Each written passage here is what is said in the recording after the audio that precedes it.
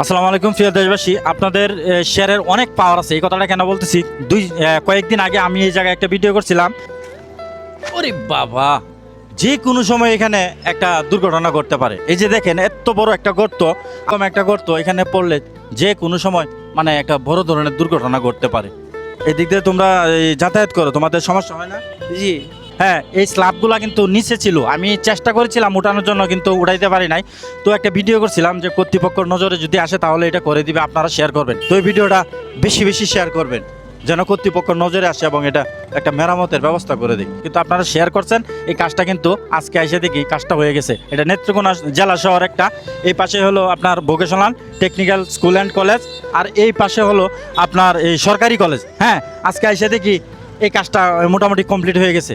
তো যেই করছে, আমার ভিডিও দেখে করছে নাকি জানি না, কিন্তু যেই করছে তাকে আমার পক্ষ থেকে এবং আমার ফ্যান ফলোয়ারের পক্ষ থেকে স্যালুট। ভিডিওটা ভালো লাগলে অবশ্যই শেয়ার করবেন। সকলেই ভালো থাকবেন, ধন্যবাদ।